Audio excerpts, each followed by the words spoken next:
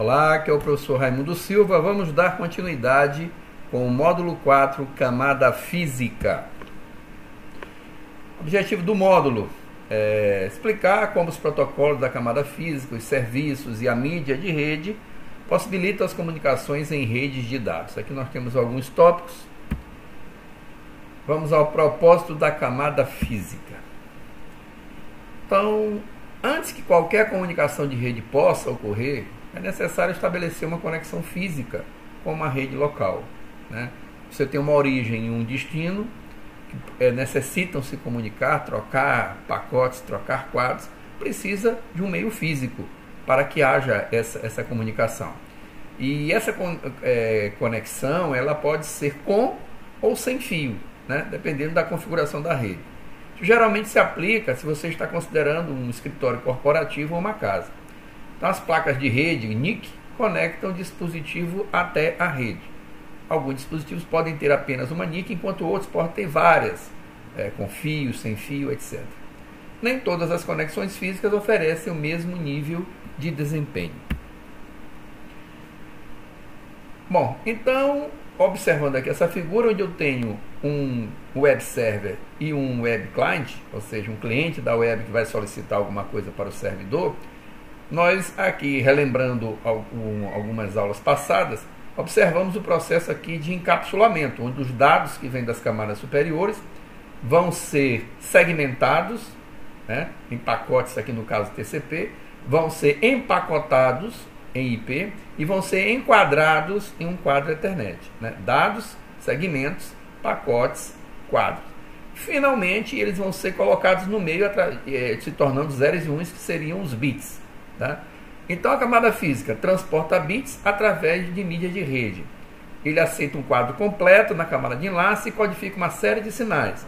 Este é o último passo do encapsulamento, né? É quando você efetivamente entrega para o meio físico, que pode ser com fio ou sem fio, as informações que vieram desde a camada de aplicação. Características da camada física.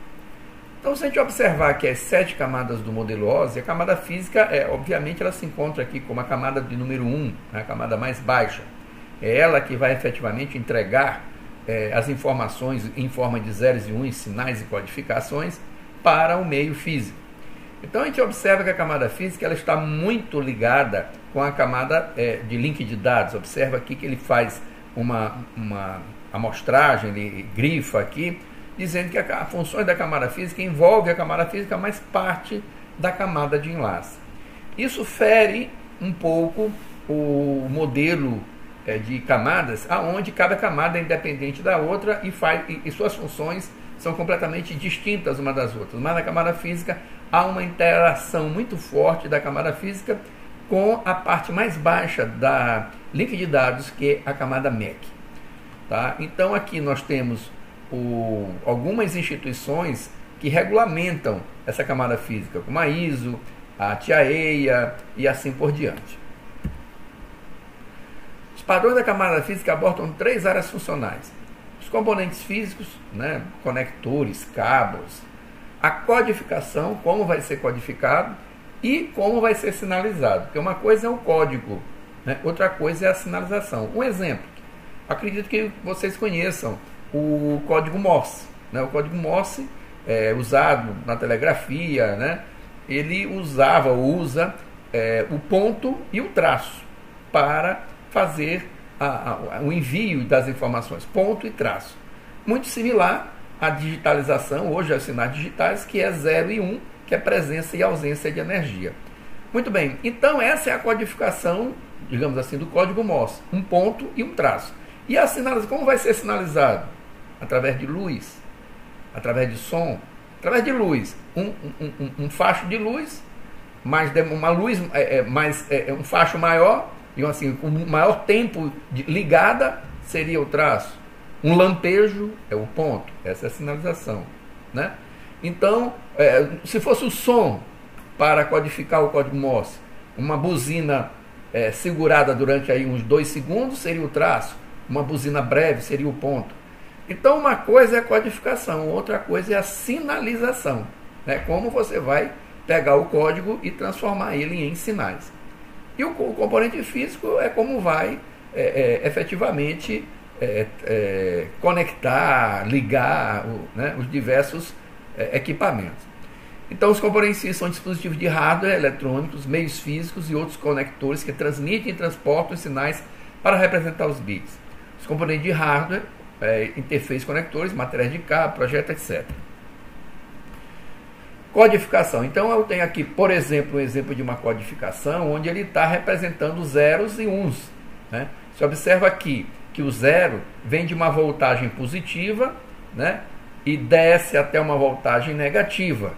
Né? Essa aqui seria a representatividade de um zero. A representatividade de um seria vir de um sinal negativo até chegar a uma voltagem positiva.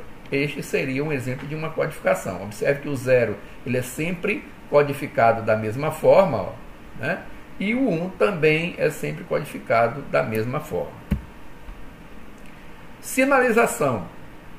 Aqui ele traz alguns exemplos da sinalização. O método de sinalização é como os valores de 1 e 0 são representados no meio físico. O método de sinalização varia de acordo com o tipo de meio que está sendo usado. Então, um sinal digital, por exemplo, temos 0 com uma voltagem mínima, né, próximo de 0, e o 1 com uma voltagem maior, né, e essa representação ela vale num determinado espaço de tempo. Então, eu tenho aqui num determinado espaço de tempo a manutenção da voltagem próximo a 0, aqui nesse caso, e representando o 0 binário.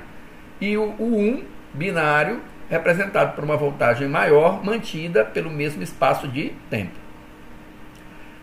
Na amplitude modulada, o que é amplitude, pessoal? A amplitude é a altura da onda. Isso aqui eu tenho uma onda, essa aqui é a amplitude. Ó. Isso aqui tem uma amplitude menor, essa aqui tem uma amplitude maior. Então, a amplitude modulada, você pode observar que você vai ter uma amplitude maior para representar uma amplitude de um determinado valor para representar o 0 e uma outra amplitude para representar o 1. Né? Você observa aqui que essa amplitude aqui é maior e representa o 1, e essa aqui já vem por um sinal menor representando o 0. Frequência modulada. A frequência, pessoal, digamos assim, é a quantidade de ondas num determinado espaço de tempo. Então, observa que aqui eu tenho uma frequência menor e aqui eu tenho uma frequência maior num determinado espaço de tempo para diferenciar o 0 do 1. E aqui é a modulação por pulso. Né? Aí você observa que é uma inversão da modulação, né? Uma inversão do pulso, perdão, para também da mesma forma representar a diferença entre o 0 e o 1. Muito bem, largura de banda. Né? Largura de banda é a capacidade na qual o meio pode transportar dados. Normalmente a gente confunde largura de banda com velocidade. Qual é a largura de banda? São 300 mega, é 1 giga e tal. Largura de banda não tem nada a ver com velocidade. Tá? Por quê? Porque se você observar a energia elétrica num cabo de cobre, ela vai viajar a mesma velocidade para transmitindo 10 mega, ou transmitindo 100 mega, ou transmitindo 1 giga. Né? Imagina, você tem um cabo de cobre, um par metálico, cabo de cobre, e ele está transmitindo naquele momento uma placa de rede que é de 10 mega. Então essa é a largura de banda. É um sinal elétrico. Ele vai viajar na mesma velocidade nesse cabo, mesmo que seja 10 mega, 100 mega ou giga, né? Considerando que o cabo elétrico não vai sofrer variação na transmissão da eletricidade ali. A eletricidade vai se propagar na mesma velocidade. Então não cabe confundir largura de banda com velocidade. Largura de banda é a capacidade de transportar mais ou menos dados num determinado intervalo de tempo. Ok? Então a largura de banda digital mede a quantidade de dados que pode fluir de um lugar para outro em um determinado período de tempo. Quantos bits podem ser transmitidos em 1 segundo? Propriedade de meio física, tecnologias atuais e leis. Né? Física tem função importante na determinação da largura de banda disponível. Né? Então, o que ele está dizendo aqui? Que as tecnologias e as leis da física, né? Você não vai poder fazer nenhum equipamento que, digamos assim, que faça fira, né? Que venha a ferir uma lei física. tá? Uma lei ótica, uma lei elétrica. Mas você pode otimizar os equipamentos, você pode encontrar circuitos elétricos, você pode desenvolver chips eletrônicos melhores que possam colocar mais informações no meio elétrico ou no meio óptico, garantindo que a largura de banda possa aumentar, desde que a tecnologia permita e desde que as leis da física sejam respeitadas. Aqui nós temos algumas unidades, né, de largura de banda, bit por segundo, kilobits, megabits, bom, são múltiplos, né? Isso aí fica para vocês darem uma olhadinha quando estiverem estudando. Pessoal, o que é latência? Né? Quantidade de tempo, incluindo atrasos, para os dados viajarem de um ponto ao outro. Nada é instantâneo. Então, se eu tenho um cabo metálico de 100 metros, quando um sinal é injetado na ponta desse cabo, vai levar um tempo para ele se propagar durante esses 100 metros. Pode ser mínimo, pode ser microsegundos, mas vai ter uma latência. Se for uma fibra ótica, né, a mesma coisa. A luz, nós sabemos que até hoje ela é considerada a maior velocidade no universo. Porém, essa velocidade varia em função do meio que ela está percorrendo. Tá? E, em virtude disso, quando você propaga uma luz, sinal de luz, numa fibra ótica que tem aí seus 20 quilômetros, por exemplo, vai haver um tempo para se propagar nesse meio. Então, a latência não tem como tirar. Você tem que conviver com essa latência, tem que fazer dispositivos eletrônicos que possam tratar e prever e conceber, conviver, digamos, melhor dizendo assim, de uma maneira com a latência. Tá? Produtividade, a medida de transferência de bits através de meio físico durante um determinado período. O que seria o Goodput? Né? A medida de dados úteis. Porque é o seguinte, quando você está usando um meio, seja ele elétrico, seja ele óptico ou mesmo sem fio, você vai estar usando aquele meio para transferir os dados que vieram do encapsulamento, né? Que veio lá da camada física, você está transmitindo um e-mail, você está transmitindo uma página web, mas não são só essas informações que são usadas, né? Porque existe uma série de quadros de controle dos sinais, controle dos equipamentos e tal. Então todos esses dados vão juntos. Então o que ele considera de Goodput seriam os dados úteis, ou seja, os dados de e-mail, de web, o VoIP, retirando deles a parte de controle. Né? Muito bem. Cabeamento de cobre. O cabeamento de cobre é o mais simples, o mais usual, o mais barato e o mais fácil de trabalhar. Tá? Limitações, a atenuação. Quanto mais tempo os sinais elétricos têm que viajar, mais fracos eles vão ficar. Né? A atenuação é a perda de força do sinal para o meio. Por exemplo, um cabo elétrico, né? Um cabo TP. O cabo TP é feito de quê? De cobre. Cobre é um bom condutor de eletricidade. O melhor condutor de eletricidade seria o ouro. Mas se fizer uma rede com cabo de ouro, provavelmente na segunda-feira já levaram os cabos tudo. Né? Então você usa cobre, que é um metal que ele tem uma relação custo-benefício muito boa. Tá? Mas o cobre, por mais bom condutor que ele seja, ele sempre oferece a resistência à passagem elétrica. Né? Uma borracha, por exemplo, tem uma alta taxa como é que eu digo aqui? De resistência, né? É considerado não condutor, um plástico, uma borracha. Por quê? Porque ele tem uma extrema dificuldade de encaminhar a eletricidade, né? Se torna como um não condutor. Já o cobre é um excelente condutor, porém, ele também oferece alguma resistência. Então, um sinal que é inserido num cabo elétrico com um comprimento de 100 metros, numa extremidade, quando chegar na outra extremidade, ele está atenuado, ele está mais fraco. Ele perdeu força para o meio. Por quê? Porque o meio ofereceu resistência e essa resistência foi baixando a amplitude desse sinal. Então, o sinal elétrico é suscetível à interferência de duas fontes, que podem distorcer e corromper os sinais. A interferência eletromagnética e a interferência de radiofrequência. Um sinal, quando está percorrendo um cabo elétrico, pessoal, ela sofre interferência de outros meios elétricos que estão fora do cabo.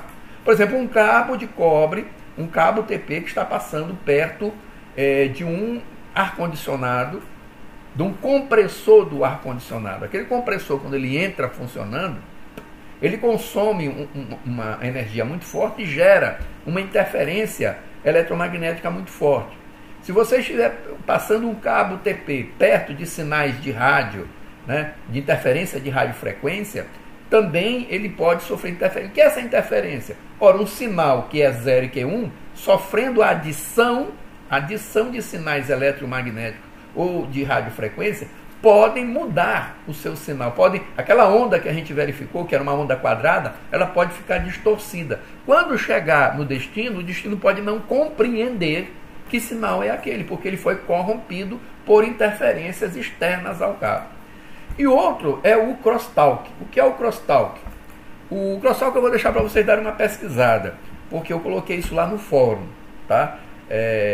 Dei uma pesquisadinha no crosstalk. Se eu responder aqui, eu já vou estar respondendo o fórum. Mitigação. O que é mitigar? É tentar fazer com que essas interferências elas sejam diminuídas, né? Então, a adesão estrita aos limites do comprimento do cabo atenuará a atenuação. Então, foi testado em laboratório, né, que um cabo TP, né, com as condições e características do fabricante, ele consegue até 100 metros levar ao sinal elétrico em condições que o aparelho de destino consiga receber e identificar qual é o sinal. Tá. Se eu usar mais de 100 metros, se você usar mais de 100 metros, está fora da norma, está sujeito a dar problemas na sua rede. Então, a norma diz que cabos UTP devem ser utilizados até no máximo 100 metros. Por isso que ele diz a adesão estrita ao limite do cabo atenuará a atenuação. Alguns tipos de cabo de cobre atenuam a interferência eletromagnética de radiofrequência, como blindagem e aterramento. Alguns tipos de cabo de cobre atenuam o cruzamento, que é o crosstalk. Então, temos aqui alguns exemplos de cabo de cobre. Observe que os cabos de cobre eles são 8 fios, em 4 pares, e tem cores diversas. Aqui eu tenho azul e esse outro fio aqui é o branco azul. Eu tenho aqui o laranja e o branco laranja. Eu tenho o verde e o branco verde. Eu tenho o marrom e o branco marrom. Observe que esse outro cabo mantém a codificação de cores, mas agora ele tem aqui por fora tipo aquele papel alumínio que é usado para açafrangos ou que vem em alguns chocolates. É um papel alumínio. O que ele faz? Ele fica aqui em volta dos 4 pares, no decorrer do cabo, ele fica em volta, e ele funciona como uma gaiola de Faraday, né? A gaiola de Faraday é um dispositivo onde sinais elétricos externos não conseguem passar por essa membrana metálica, digamos assim, ou seja, não causariam, ele diminui consideravelmente a possibilidade que sinais eletromagnéticos e sinais de radiofrequência adentrem até esses cabos e venham a corromper os sinais que estão sendo propagados em cada um desses fios. Aqui eu tenho um cabo coaxial que hoje para a rede já é bastante diminuta a sua utilização. Então o cabo não blindado, né? O não blindado tem apenas os 4 pares, né? Eles estão par a par, né? São 8 fios, usando em pares fica 4 pares. Cabeamento TP é o meio físico mais comum, com terminações RJ45, interconectar roxo com dispositivo de rede intermediária. Principais características: a capa externa protege os fios, né? A capa externa é uma proteção física apenas. Os pares trançados protegem o sinal contra interferências, né? O fato dele estar trançado já dá alguma forma, algum nível, digamos assim, de proteção dos sinais externos. O isolamento plástico com código de cores apenas identifica e faz com que os circuitos se mantenham em condições de trafegar as informações elétricas. Aqui eu tenho um cabo blindado. O que é o blindado? Né? É aquele caso que eu mostrei para vocês, que ele tem aqui como se fosse um papel alumínio, aonde ele protege os 4 pares. Nesse caso aqui desse STP, ele ainda tem outro papel alumínio, digamos assim, para cada par. Obviamente, pessoal, que este cabo aqui, ele é mais barato. Por que ele é mais barato? Porque ele tem menos componente. À medida que aumenta o componente, aqui tem mais um papel alumínio, aqui tem papel alumínio em cada par. Além de ser só material, também tem um custo de fabricação. Então esse cabo, obviamente, aqui ele fica mais caro, mas tem as suas aplicações. Melhor proteção contra ruídos, mais caro que o UTP, mais difícil de instalar, com terminações também de RJ45, interconectar rostos. Principais características: a capa externa protege os fios, o escudo trançado ou folha fornece proteção EMI e RFI, o escudo de folha para cada par também tem a mesma função, né? Ele é duplamente, tenta uma proteção bastante eficaz aí. Cabo coaxial, né? Então você observa que o cabo coaxial ele só tem a malha externa, que essa malha funciona tanto para o envio de informações, ou aqui vai percorrer eletricidade juntamente com o núcleo, que está bem aqui. Esse terceiro aqui é isolante, é uma parte plástica isolante. Esse aqui é o invólucro externo, que é de plástico também. Então eu só tenho aqui condutor, a malha externa e o condutor central. Então a informação ela vai trafegar por esse circuito aqui. Ou seja, aqui tanto protege, é uma malha protetora, como transmite informação. No cabo UTP, essa malha é apenas malha de proteção, não tem nenhuma transmissão de informações, não forma circuito com par algum. E aqui forma o circuito com este par. Cabeamento UTP. O UTP possui 4 pares de fios, né, conforme a gente já falou, código de cores torcidos, juntos e envoltos em uma bainha de plástico flexível, nenhuma blindagem é usada. O TP depende das seguintes propriedades para limitar o cruzamento: cancelamento e variação de torções. O que é o cancelamento? Cada par de fio usa polaridade oposta. Um fio é negativo, o outro é positivo. Eles são torcidos juntos e os campos magnéticos efetivamente cancelam uns aos outros. Ou seja, pessoal, cada circuito disso aqui, né, porque eu tenho 8 fios em 4 pares, então cada par desse forma um circuito. Um circuito desse transmite um fio, o sinal elétrico positivo e o outro sinal elétrico negativo. Então, como eles estão juntos e torcidos, isso aumenta o efeito do cancelamento. Ou seja, este par pode também gerar um sinal elétrico que possa causar interferência nos demais pares. Então, quando você mantém eles unidos, juntos e torcidos, esse efeito do cancelamento aumenta, ou seja, o sinal que poderia vazar, entre aspas, dele para os outros pares, fica com sua condição bem mais reduzida, digamos assim. Bom, as normas para o TP são estabelecidas pela TIAEA 568A, padroniza elementos como tipo de cabo, comprimento, conector, terminador, método de ensaio. Temos alguns tipos de cabo, categoria 3, 5, 5E e 6. O 3, para uso de dados, ele praticamente hoje não é mais utilizado. Você ainda encontra o 5, o 5E e o 6. Aqui temos o exemplo de alguns conectores. O conector RJ45, aqui ele está sem ser utilizado, e aqui ele já está sendo utilizado. Ele já foi crimpado com um alicate específico para esse fim, tá? Temos aqui o socket RJ45, que é a fêmea do RJ45, né? Aqui você observa que tem uma codificação de cores também, tá? E aqui ele mostra um cabo TP mal terminado e um cabo TP devidamente terminado ou encerrado. Por que esse aqui é mal terminado? Ora, a gente não falou que os cabos são, vou mostrar aqui rapidamente, que eles são torcidos para que mantenha a característica de não gerar interferência de um par no outro? Muito bem. Para você fazer a crimpagem, que é colocar o cabo aqui dentro, né? Olha como eles estão bem aqui, ó. Você vai ter que destrançar os cabos. E quando você destrança o cabo, ele perde naquele ponto as características do fabricante para fazer o efeito do cancelamento. Ora, então nós devemos destrançar o menos possível, né? Então aqui eles estão o menos possível. Observe inclusive que aqui, essa parte de plástico, ela está mordendo a capa verde, fazendo com que tenha mais uma tração, mais uma adesão, ok? Aqui não. Aqui ele está bastante destrançado e esse processo aqui de dar uma pressão no cabo, como ele não está inserido aqui, não consegue nem pegar o cabo para fazer essa pressão e manter o cabo mais íntegro. Aqui eu tenho algumas codificações de cores. No 568A, que é um padrão internacional, você começa olhando o conector RJ45 de frente, você vai ter essas codificações de cores. O 568B inverte apenas o branco-verde e o branco-laranja. Observa que 1 e 2 aqui está branco-verde e verde, aqui está branco-laranja, laranja. Perdão, deixa eu voltar. O 3 e o 6 está aqui, branco, laranja e laranja, e aqui vai ficar branco, verde e verde.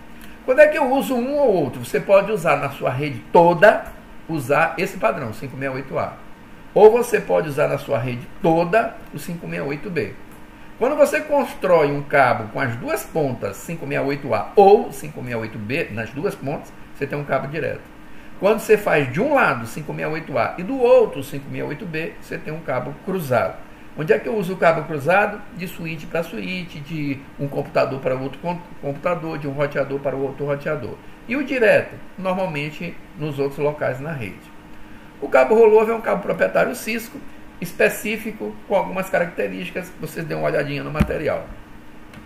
Cabeamento de fibra ótica, não é tão comum quanto o UTP por causa da despesa envolvida. A fibra hoje ela não é cara, a fibra ótica não é cara. Porém, quem trabalha com a fibra, os equipamentos necessários, fusão, isso aí se torna caro. Então é ideal para alguns cenários. Transmite dados por distâncias maiores, com largura de banda maior do que qualquer outra mídia. Menos suscetíveis à atenuação e completamente imune. É vidro. Vidro é um mau condutor de eletricidade. Então o vidro não gera nenhum problema para ele, está próximo de fontes eletromagnéticas ou de radiofrequência. Feito de fios flexíveis extremamente finos, de vidro muito puro. Usa um laser ou LED para codificar os sinais de pulso de luz. O cabo de fibra ótica atua como um guia de ondas para transmitir a luz. Nós temos a fibra ótica monomodo, ou de modo único, onde o núcleo dela é muito fino, quer dizer, a transmissão, pessoal, se dá efetivamente somente neste pequeno núcleo. Usa laser e aplicações mais longas, mais distantes. A multimodo, o núcleo é maior, há várias transmissões simultâneas, ela vai em zigue-zague, tá? O núcleo é maior, e usa LED, que não é tão caro, quanto os laser, transmite em vários ângulos e vai até 10 GB e mais de 550 metros. Fibras ópticas, onde é que elas são usadas? Redes corporativas, em Fiber to Home, redes de longo curso, rede de cabos submarinos. Aqui nós temos alguns conectores finais para a fibra ótica. Enquanto o cabo, o TP, ele só tem um RJ45, a fibra ótica tem outras formas. Não tem só apenas uma forma de você terminar um cabo. Ok? Aqui você observa alguns cabos de fibra ótica com seus terminadores. Algumas comparações, a fibra versus o cobre. Então, largura de banda, o cabo TP vai até 10 GB, a fibra vai até 100 GB. Distância, 100 metros para o cabo TP, a fibra 100 mil metros.